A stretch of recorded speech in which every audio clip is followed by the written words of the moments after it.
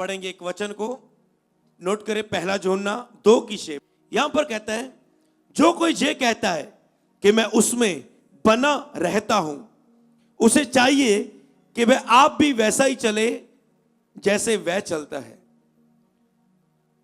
जो कहता है आप में से कि मैं प्रभु में बना रहता हूं, कुछ तो कहेंगे मैं स्थिर नहीं हूं अपनी लाइफ के इस हिस्से में, इस हिस्से में, इस हिस्से में, अपनी पवित्रताई में, अपनी प्रेयर लाइफ में, अपने बोने में, चर्च लगातार आने में मैं स्थिर नहीं हूं। कभी आता हूं, कभी नहीं, कभी बोने बहुत बोता हूं, कभी बंद कर देता हूं।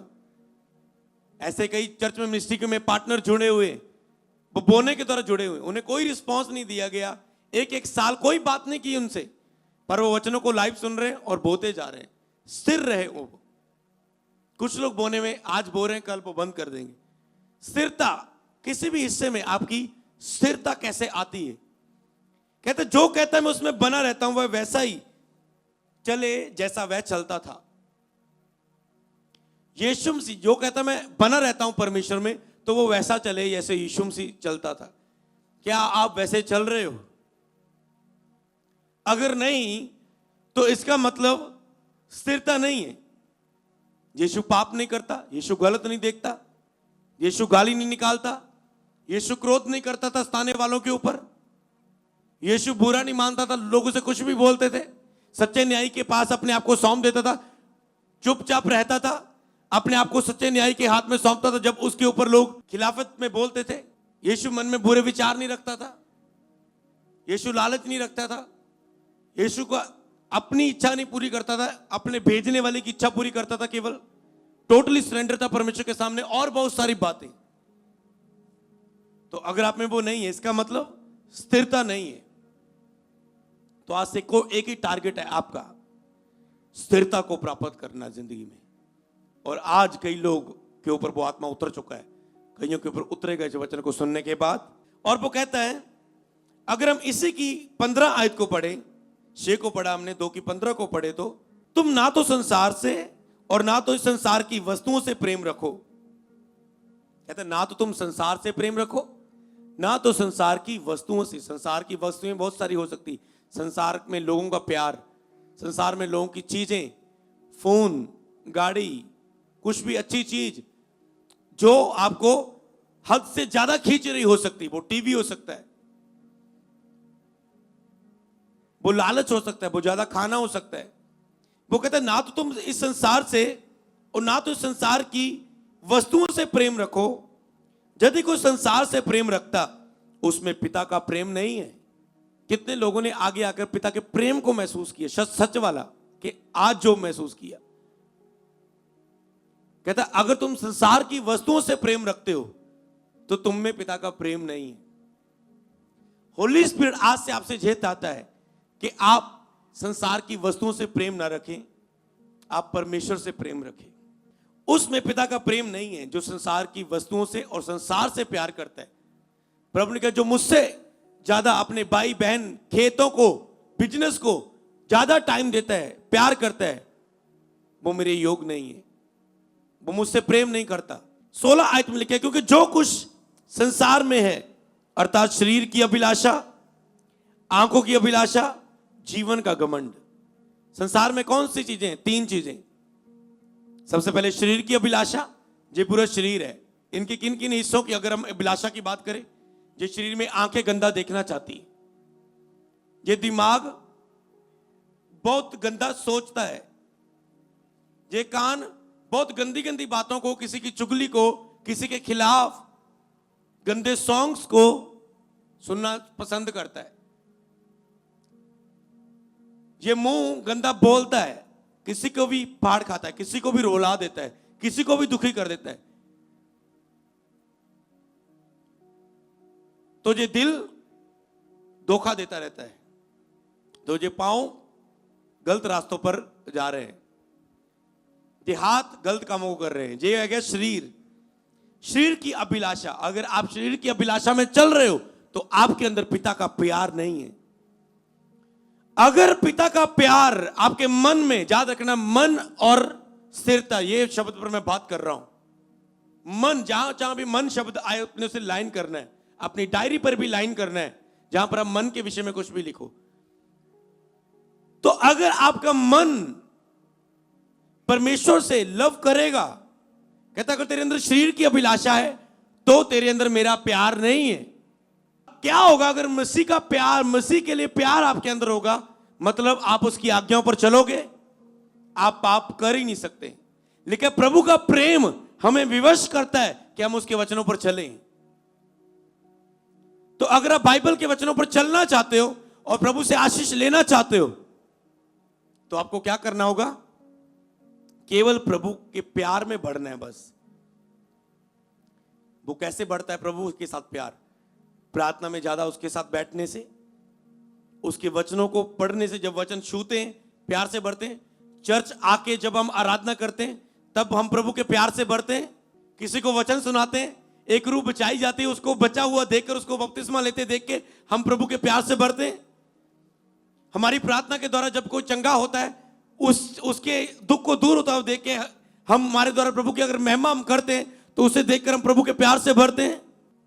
लिखा है क्योंकि जो कुछ संसार में, अर्थात शरीर की अभिलाषा, आंखों की अभिलाषा, मैंने बात कर दी है इसके विषय में। जीवन का घमंड, तीसरे जीवन का घमंड। आपके पास बिजनेस आपका चलना शुरू हो गया, आपको घमंड आ गया। आपके पास पैसा आ गया, आपको घमंड आ गया। आपके पास, आप प्रेयर में बढ़ गए, घमंड आ गया। आप सामर्थ में बढ़ गए, घमंड आ गया। आप ज्यादा सुंदर हैं, आप घमंड है। सभी आप मैरिज में गए, आप सबसे ज्यादा सुंदर है, आप घमंड की तरह ऐसे, घमंड से आपकी आंखें चढ़ी हुई। जिस चीज का आपको घमंड आ गया वो आपकी जीवन, अगर आप परमेश्वर में, वो आप चीज आपसे खो ली जाएगी, याद रखना। चाहे वो सुंदरता है, चाहे वो पैसा है, चाहे वो बॉडी बिल्डिंग, अच्छी सेहत है, जब उस चीज का आप घमंड करोगे तो वो चीज आपसे छीन ली जाएगी। क्योंकि शैतान ने घमंड किया था अभिलाषा में, वो उसे गिरा दिया गया उस हिस्से से, उस अधिकार से जो परमेश्वर की ओर से था। चाहे वो अधिकार उसके पास था जो उसका गिफ्ट था, पर वो अधिकार जो परमेश्वर के द्वारा उसके लिए था वो उसने खो दिया। वह पिता की ओर से नहीं परंतु संसार की ओर से। तो ये चीजें परमेश्वर की ओर से नहीं है, ये संसार की ओर से। संसार और उसकी अभिलाषा मिटते जाते हैं। ये संसार और जो भी संसार की अभिलाषाएं ये खत्म हो जाएंगी, मिटती जाएंगी, पर जो परमेश्वर की इच्छा पर चलता है वो सर्वदा बना रहेगा। स्थिरता उसके जीवन में होगी। नोट कर लो, सर्वदा। कौन स्थिरता को प्राप्त करेगा? कहते ना मुझे स्थिरता चाहिए, मुझे स्थिरता चाहिए। लेकिन जो प्रभु की इच्छा पर चलता है, ये बाइबल है, ये वचन है, जो ये उसकी इच्छा है, जो इस पे चलता है, लिखा वो सर्वदा स्थिर बना रहेगा। कितनी अच्छी बात है। केवल आप उसकी इच्छा पर चलने पर ध्यान दो, आप हर हिस्से में, कोई आपके बिजनेस को, आपकी जॉब से आपको कोई निकाल ना पाएगा, आपके बिजनेस को कोई डाउन ना कर पाएगा, आपकी आत्मिक जीवन से कोई आपको गिरा ना पाएगा। कौन सा भी आपका हिस्सा है, ये आपकी जिम्मेवारी नहीं है।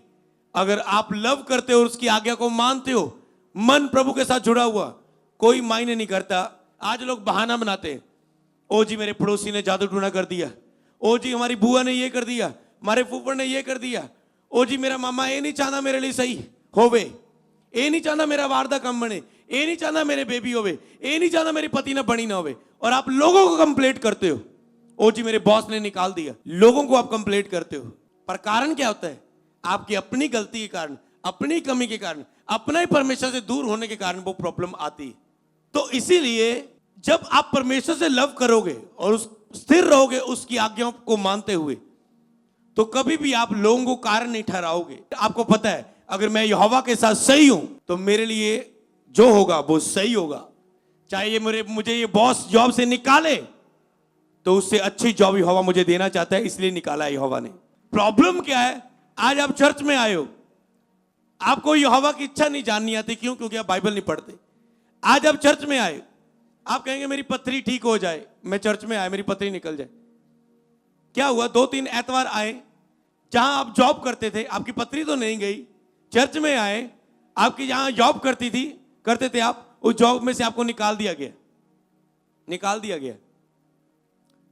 आप कहते ले प्रभु मैं तो तेरे कोल आई सी, मेरी पत्री अजे ठीक नहीं हुई और मेरी जॉब भी जाती लगी, क्या फायदा है, चलो घर बैठिए जाके। पर आपको ये नहीं पता, आप उस परमेश्वर के सामने आए हैं जो तुझे पूछ नहीं हमेशा सिर ठहराना चाहता है। उसने आपको क्योंकि आप सेटिस्फाइड थे, आप संतुष्ट थे उस जॉब के साथ, पर यीशु के पास जब आए, यीशु आपको बढ़ाने वाला परमेश्वर है। वो आपको और बढ़ाने के लिए, और कुछ दिन बाद अगर आपने मुंह के शब्दों में उसे श्रापित नहीं किया प्रभु को, ओ प्रभु तूने ऐसा किया वैसा किया, ये कैसे हो गया, आप अगर चुप रहे तो आप देखने वाले हैं उससे डबल सैलरी की जॉब का कॉल आपको आने वाला है। पर प्रॉब्लम क्या है, लोगों के पास वचन नहीं है, तो इसीलिए लोग स्थिरता नहीं रखते अपने अंदर। क्यों गिर जाते हैं? प्रभु तो तोड़ रहा है उन्हें बनाने के लिए। ये कह रहे प्रभु तूने मुझे तोड़ क्यों दिया, मेरा मन बड़ा दुखी है, मैं बड़ा टूटा हुआ हूं। प्रभु कहता मैं तो तुझे इसलिए तोड़ रहा हूं कि तुझे बनाऊं, क्योंकि जब आप टूटते हो कई वक्त, तब आपकी लाइफ से रियल प्रेयर निकलती है। आपको पता है? अब मन का एक और वचन देता हूं। टूटा हुआ मन परमेश्वर के योग्य बलिदान है। कौन सा मन? टूटा हुआ मन। यहां पर आप 10 लाख ऑफरिंग दे रहे कि प्रभु मेरा काम बन जाए, इधर एक व्यक्ति आ रहा है टूटा हुआ मन लेके, प्रभु इससे ज्यादा इसकी पहले सुनेगा। क्यों? क्योंकि लिखा टूटा हुआ मन परमेश्वर के सामने एक बड़ा बलिदान है। जब भी आप परमेश्वर के सामने जाओ, प्रेयर करो, एक टूटे और पिसे हुए हृदय के साथ प्रभु के सामने जाओ। प्रभु मुझे तेरी जरूरत है, प्रभु मेरी मदद कर, मैं प्रेयर करना चाहता हूं। होली स्पिरिट मेरी मदद कर, मेरे विचार गलत आ रहे, इधर उधर की बातें प्रेयर में मन में आ रही, मेरी मदद कर। एक टूटे और पिसे हुए पूरे मन से प्रभु के पास आओ, तो लिखा है वो सर्वदा बना रहेगा जो प्रभु की इच्छा पर चलेगा। प्रभु की इच्छा क्या है? अब प्रभु की इच्छा क्या है? अगर हम बाइबल में एक वचन को पढ़ें, प्रभु की इच्छा क्या है, तो हम जानते हैं। निर्गमन की किताब, निर्गमन की किताब उसका 15 अध्याय उसकी 26 आयत, यहां पर लिखा है यदि तू अपने परमेश्वर यहोवा का वचन तन मन से सुने। कहां? यहां पर आ गया तन मन आ गया ना। वचन सुनते वक्त घर जाके इन वचनों को पढ़ना, अपनी डायरी को। जब भी आप वचन सुन रहे हो, आपका पूरा मन लगाना है आपने। मान लो आप वचन सुनते हो, अचानक से आपका ध्यान इधर उधर चला गया, ओह मुझे तो मन लगाना है, फिर से आ जाओ, सेट हो जाओ। क्योंकि शैतान नहीं चाहता कि आपके अंदर वचन चला जाए, क्योंकि लिखा है अपने वचन के द्वारा। अगर आप नए लोग आए, ये वचन ही आपकी मेडिसिन है। चर्च में आपने मेरे हाथ रखने से हील नहीं होना, केवल ऑयल लगाने से आपने हील नहीं होना। आपको इस वचन सुनने से, इस पर विश्वास करने से आपने चंगे होना है, आपके हालात चेंज होने हैं। तो इसलिए यदि तू परमेश्वर यहोवा का वचन तन मन से सुने, जो उसकी दृष्टि में ठीक है वही करे, और उसकी आज्ञा पर कान लगाए। तन मन से सुनना। अगली बात, जो उसकी दृष्टि में सही है केवल वही करो जो परमेश्वर की निगाह में सही है। क्या करना? जो परमेश्वर की निगाह में सही है, और उसकी आज्ञा पर कान लगाए और उसकी सब विधियों को माने। वचनों को मानने की बात आ गई, आज्ञा पर कान लगाओ। आज आज्ञा दे रहे हैं प्रभु, ये करो तो मैं ये करूंगा। आप कान लगाओ, पूरा ध्यान लगाओ, प्रभु क्या चाहता है मैं करूं। कान लगाए और उसकी सब विधियों को माने, तो जितने रोग मैंने मिस्रियों पर भेजे उनमें से एक भी तुझ पर ना भेजूंगा। मतलब अगर आप इस बाइबल के चर्च में लगातार आते जाएं और वचनों को सुनते जाएं और उन्हें मानते जाएं, जो नए लोग भी आए या जो पुराने भी हैं, तो वो वायदा करता है कि कोई बैड न्यूज में तेरी लाइफ में एंटर ना होने दूंगा। वो सुरक्षा का वायदा कर रहा है। कोई रोग तेरी लाइफ में आने ना दूंगा, क्योंकि मैं तुम्हारा चंगा करने वाला यहोवा हूं। वो आपको चंगा करने वाला परमेश्वर है। वो आपको चंगा करेगा किससे? अगर आप वचनों को तन मन से सुनने का वायदा कर ले, तो ये उसकी आज्ञाएं यही अमृतपाल जो एक दिन चर्च में जाता था 2010 में, जब आपकी तरह मैं चर्च में गया, मुझे ये आज्ञाएं मिली, मैंने इस पर चलना शुरू किया। उसी एक आम व्यक्ति को आज परमेश्वर ने, जो दुखों में था, रो रो के रात निकालता था, मरने को मन करता था, ऐसी जिंदगी जीने से मर जाना, मैंने कहा था अच्छा, रात को 1-1 घंटा रोना, चिंता में रहना, क्योंकि चिंता की तो कोई मेडिसिन भी नहीं है कि दवाई खा लो जी चिंता दूर हो जाएगी। दुख में था और आज आपके सामने है, गवाही मेरी आप जानते हो, YouTube पर सुन सकते हो। कैसे? इन वचनों को मानने के कारण, इन वचनों पर चलने के कारण। सोच के देखो, जब इजरायलियों को परमेश्वर ने छुड़ाना था, जब उनके हालातों के विरुद्ध बात करनी थी, परमेश्वर ने क्या किया? मूसा को पहाड़ पर बुलाया, जैसे हमें प्रभु आपको प्रचार देने के लिए बुलाता है अपनी हजूरी में, प्रार्थना में, कि ये बातें मेरे लोगों को बता दे। उसने मूसा को बुलाया। सोचो, जो बाइबल में 10 आज्ञाएं हैं, आपको पता वो प्रभु की ओर से लिखी गई पट्टी पर, एक पट्टियां पर ऐसे। यहोवा के सामने मूसा गया, प्रभु का आत्मा आया, समझ लो आग आई ऐसे। कई वक्त जब मैं आपके लिए प्रोफेटिक करता होता हूं, आज भी आप एक प्रोफेटिक की गवाही सुनेंगे, तो ऐसे लिखा हुआ आता है आग सामने, ऐसे आग से ऐसे लिखा हुआ आता है, आपका नाम, आपकी प्रॉब्लम, आपकी परिस्थिति, आग से। तो ऐसे ऐसे ही आग आई और प्रभु ने 10 आज्ञाएं दे दी मूसा को। सोचो, उसकी लिखी हुई मुंह से, मतलब जो उसकी इच्छा है। तो जब भी आप वचन सुनो, ये उसकी इच्छा होती है परमेश्वर की। अगर आप उसमें चलो तो वो क्या करेगा? कहता है सब रोगों से तुझे मैं चंगा करूंगा, क्योंकि मैं तेरा चंगा करने वाला प्रभु हूं। 10 आज्ञाएं प्रभु ने क्या दी? लिखा, तब परमेश्वर ने ये सब वचन कहे, मैं तेरा परमेश्वर यहोवा हूं, जो तुझे दासत्व के घर अर्थात मिस्र देश से निकाल लाया है। एक क्या कहता है? नंबर 1, तू मुझे छोड़कर दूसरों को ईश्वर करके ना मानना। कहता है मैं परमेश्वर हूं। वो आत्मा था, कोई मूर्ति नहीं था। जब यहोवा के नाम से वो बात करता था, परमेश्वर, यहोवा परमेश्वर, आत्मा परमेश्वर, कहता है मेरे सन्मुख तेरे लिए कोई दूसरा ईश्वर ना हो, ना किसे ईश्वर करके मानना, क्योंकि मैं ही परमेश्वर हूं, मैं ही परमेश्वर हूं। आज लोग अपनी इच्छा को पूरा करेंगे। लोग कहेंगे जो मुझे सही लगता है मैं वो करूंगा। इसे बोलते हैं शरीर की अभिलाषा, मन की अपनी अभिलाषा। जो परमेश्वर को सही लगता है वो नहीं। अगर परमेश्वर ने कहा मुझको छोड़कर कोई तेरे लिए परमेश्वर ना हो, तो ना हो, ना हो तो ना हो। मुझको छोड़ तेरे लिए कोई परमेश्वर ना हो। और आगे कहता है तू अपने लिए कोई मूर्ति खोदकर ना बनवाना, अपने लिए कोई मूर्ति खोदकर ना बनवाना, ना किसी की प्रतिमा बनाना जो काश में, जब पृथ्वी पर, जब पृथ्वी के जल में है। तू उसको दंडवत ना करना, ना उसकी उपासना करना, क्योंकि मैं तेरा परमेश्वर जलन रखने वाला परमेश्वर हूं। कौन है परमेश्वर? जलन रखने वाला परमेश्वर। वो नहीं चाहता कि आप उसकी महिमा हाथ की बनाई हुई चीजों को दें, पत्थरों को दें, पानी में द्वारा बनाई हुई चीजों को दें, पेड़ पौधों को दें, जानवर को दें। बाइबल में लिखा है लोगों ने सृष्टिकर्ता को छोड़कर सृष्टि की पूजा करनी शुरू कर दी, अपने मन से, अपनी इच्छा से। इसलिए प्रभु चाहता है आप अपना मन परमेश्वर के साथ जोड़े, ताकि वो अपनी इच्छा बता सके, ये व्यक्ति तू ये गलत कर रहा है। वो आपसे बात करे, आप मन जोड़ेंगे तो वो आपसे बात करेगा, चर्च आएंगे तो बात करेगा, बाइबल घर जाके पढ़ेंगे तो बात करेगा, प्रेयर करेंगे तो प्रार्थना में बात करेगा, यूट्यूब में प्रचार सुनेंगे तो ही वो बात करेगा। वो कहता है मैं तुम्हारा जलन रखने वाला परमेश्वर हूं। जब आप परमेश्वर की महिमा किसी व्यक्ति को देते हैं, किसी इंसान को देते हो, हाथ की बनाई हुई मूर्तों को देते हो, तो परमेश्वर कहता है मैं जलन रखने वाला परमेश्वर हूं। और जो मुझसे बैर रखते हैं उसके बेटे, पोते, परपोतों को भी, पितरों को भी दंड दिया करता हूं। और जो मुझसे प्रेम रखते हैं और मेरी आज्ञा को मानते हैं, उन हजारों पर करुणा किया करता हूं। जो मुझसे प्रेम करते हैं और मेरी आज्ञा को मानते हैं, उन हजारों पर करुणा किया करता हूं, अपनी दया दिखाता हूं। मान लो मैं किसी को भी मानता हूं, मसीह में आने से पहले मान तो रहा हूं पर उसकी नहीं मान रहा हूं, समझ गए?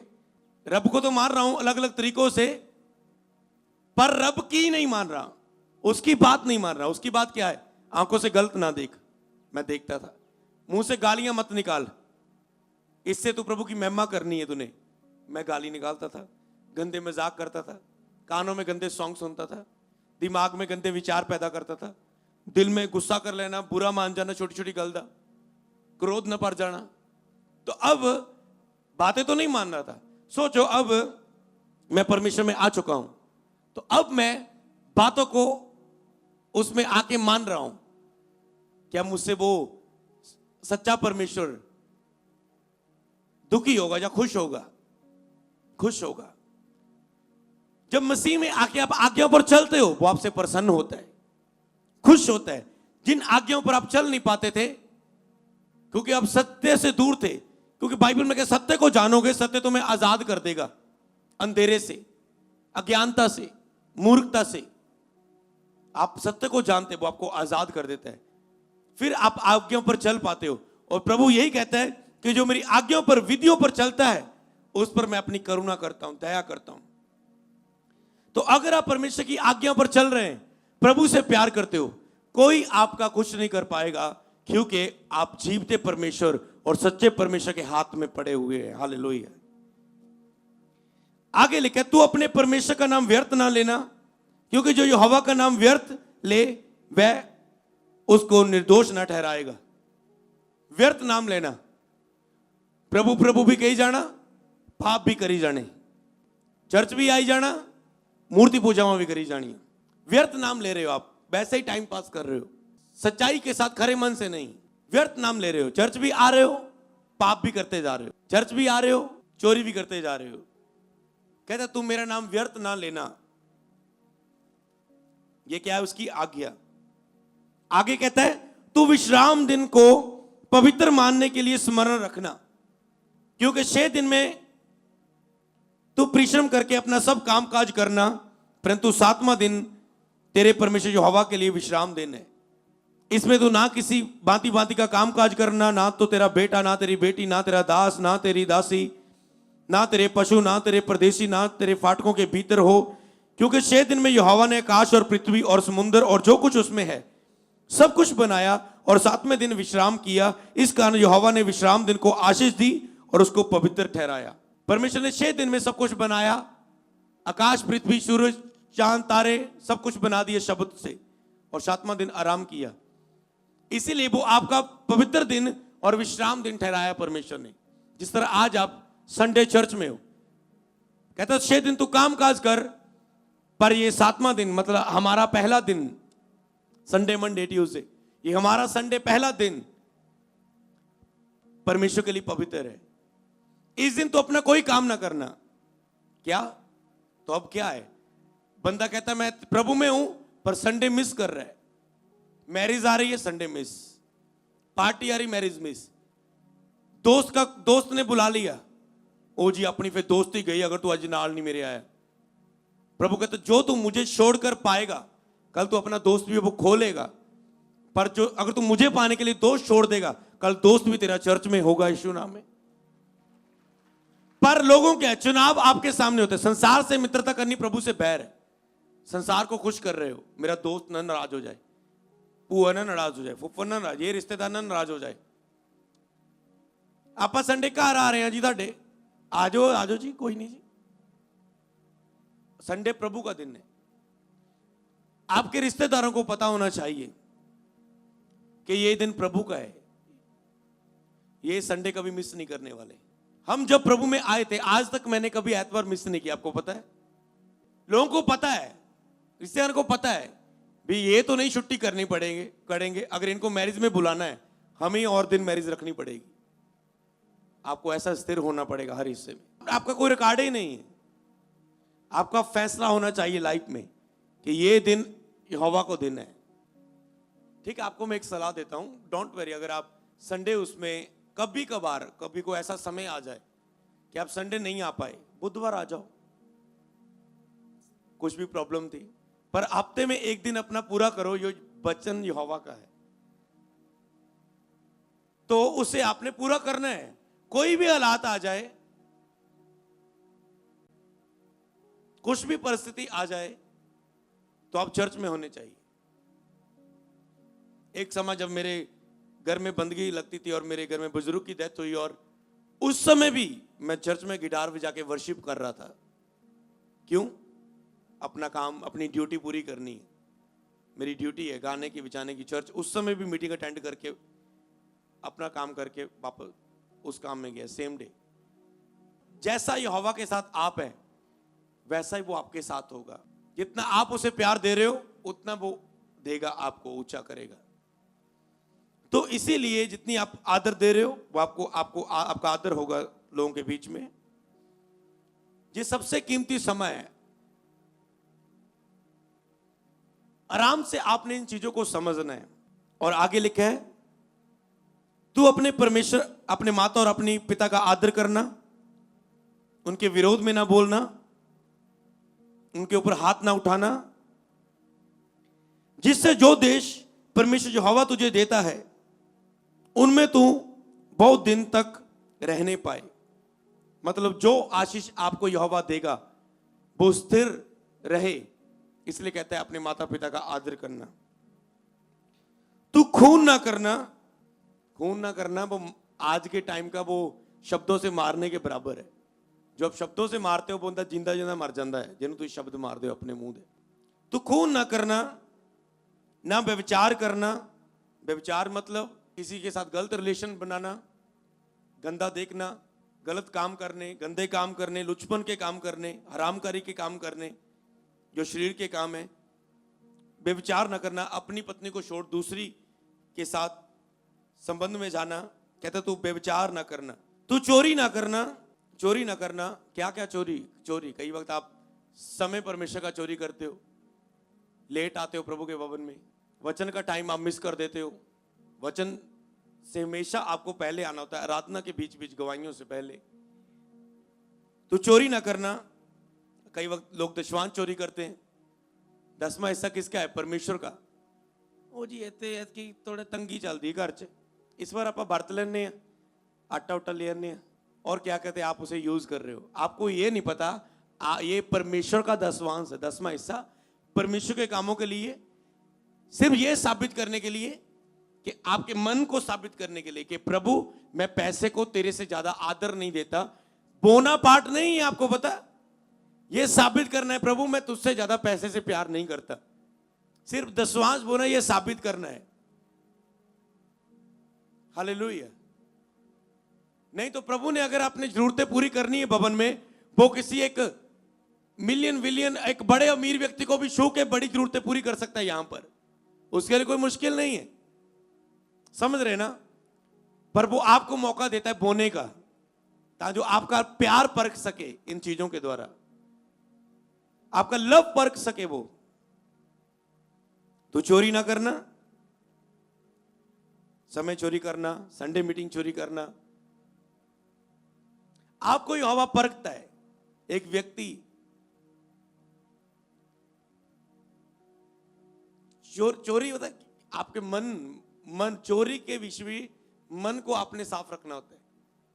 आपका मन जब क्या होता है, मन में आता है, ये भी चीज मन के ऊपर है। एक व्यक्ति को किसी को पैसे मिले, कहता है ये पैसे किसके? ये आके आगे कहता है ओ मेरे ही जी, मेरे ही जी, मेरे ही जी, मेरे ही जी। ये पकड़ लिया अभी, पर बाद में पता चला नहीं इसके नहीं थे, इसने झूठ बोला, चोरी और झूठ काम कर गया। आपको पता है ये 1 500 1000 100 रुपया या 10 का नोट आपकी पूरी लाइफ के लिए श्राप दे देता है, पूरी लाइफ के लिए। जब तक आप इसे याद करके माफी नहीं मांगते हो और वीडियो के बंधनों से छुटकारा नहीं पाते, तब तक ये श्राप काम करता है आपकी लाइफ में। जब तक आप पश्चाताप नहीं करते, पूरे मन से पश्चाताप नहीं करते, केवल पश्चाताप नहीं, कई लोगों ने बार बार अपने पापों से पश्चाताप किया होता है, पर अभी भी उनका असर रहता है पाप का। क्यों? बाइबल ने कहा पूरे मन से पश्चाताप करना। एक वचन मैं आपको दूंगा बाद में आने वाली मीटिंग्स में, पूरे मन से। तो अभी पूरे मन से पश्चाताप नहीं किया, जब किसी को पूरे मन से माफ नहीं किया तो अभी अनकंप्लीट रहता है। फिर जब वो वर्शिप करते हैं, किसी वक्त आत्मा छूता है, फिर वो रो रो के पूरे मन से पश्चाताप करते हो, प्रभु माफ कर। प्रभु कहते हैं अब माफी हुई, वो तो तू फॉर्मेलिटी पूरी करता था कि मेरी ये चीज माफ कर दे, मेरी ये चीज माफ कर दे। ओ प्रभु मैंने माफ कर दे, प्रभु मैं है कितना हूं कितना। ये बिना रोए, बिना टूटे हुए मन के ये पश्चाताप है, वो काम नहीं करता। याद रखो, पूरे हृदय से पश्चाताप करो। और चोरी न करना, किसी के विरुद्ध झूठी साक्षी न देना। गवाही देते हैं ना, किसी ने झूठा इल्जाम लगाता, वो आपा इनू आ झूठे केस च फसाना है, तुम ही गवाही दे दी है, तुम ही दे दी। किसी के प्रति झूठी गवाही ना देना। वो आपा टीम के मैंबर ਨੂੰ फसाना है, तुम ही यही बोल दी, मैं भी यही बोल दूंगा, तुम ही यही बोल दी। किसी को फंसाने के लिए आप झूठी गवाही दे रहे हो। तो झूठी गवाही ना देना। तो किसी के घर का लालच ना करना, ना किसी की स्त्री का लालच करना, और ना किसी के दास दासी या बैल गधे का, ना किसी वस्तु का लालच करना। लालची मत होना। कईयों के मन में लालच आ जाता है, हम ये कर देंगे, इस चीज का लालच, उस चीज का लालच, पैसे का लालच। तो इसीलिए आपको इन चीज, ये क्या थी, यहोवा की ओर से आज्ञाएं थी, परमेश्वर के ओर से मिले गहरे वचन थे। तो अब आप जब इन वचनों पर नहीं चलते तो इनमें कुछ कुछ तो देख लो यहोवा की लिखी है। ये 10 आज्ञाएं आज मैंने आपको सुनाई है। यहोवा क्यों यहोवा ने ये दी आपको? हो सकता है ये तो आपके घर में पोस्टर भी लगा होगा 10 आज्ञाओं का। पर सोचो, ये 10 आज्ञाएं संडे ना मिस करना, इसी में से जो यहोवा की उस आग से, हाथों से लिखी हुई। ये 10वां चोरी करना, ये चोरी करना और ये खून करना, ये व्यभिचार करना, जब परमेश्वर को छोड़कर किसी और को मानना। आज लोगों ने खेल समझा हुआ है। आज चर्च में आएंगे, यीशु को एक्सेप्ट करेंगे, 1-2 साल लाइफ में यीशु अच्छा नहीं लगा, छोड़ देंगे, फिर मूर्तियों को मानेंगे। खेल समझा उन्होंने। उनको ये नहीं पता कि हम जीवते परमेश्वर को, सच्चाई को छोड़ रहे हैं, सच्चाई को ठुकरा रहे हैं। सच्चाई को जानने के बाद भी हम सच्चाई को ठुकरा रहे हैं। उनका तो कुछ हाल हो जाएगा जिन्होंने जाना नहीं है। इन्होंने सच्चाई को जान लिया, पर इन्होंने अपने कामना मतलब, परमेश्वर ने कोई मतलब नहीं। इसलिए लिखा संसार और संसार की वस्तुओं तो मिट जाएंगी। आज आप कह रहे हो जी मेरे बेबी हो जाए, आप भी बेबी भी हो जाएगा, आप भी बूढ़े होकर मर जाएंगे, बेबी भी मर जाएगा। आज आपकी रसौली, आज रसौली निकल गई, कल कोई और प्रॉब्लम आ सकती, लाइफ में और परिस्थिति आ सकती है। संसार की चीजें, आज आपको वीजा मिला, ब्लेसिंग मिली, कल आप पाप में जाओगे, उसे खो दोगे जो आशीष मिली है। पर जो परमेश्वर देता है अनंत जीवन, सदा की जिंदगी, वो कभी ना मिटने पाएगी। इसीलिए लिखा है पृथ्वी भर की नहीं, स्वर्गीय वस्तुओं पर ध्यान लगाओ। परमेश्वर को चाहो, ना कि उससे उसकी चीजों को, उसकी वस्तुओं को चाहो। हालेलुया। तो इसमें अगर आप उसकी इन आज्ञाओं को मानते हैं तो परमेश्वर आपको क्या देता है? स्थिरता देता है। हालेलुया।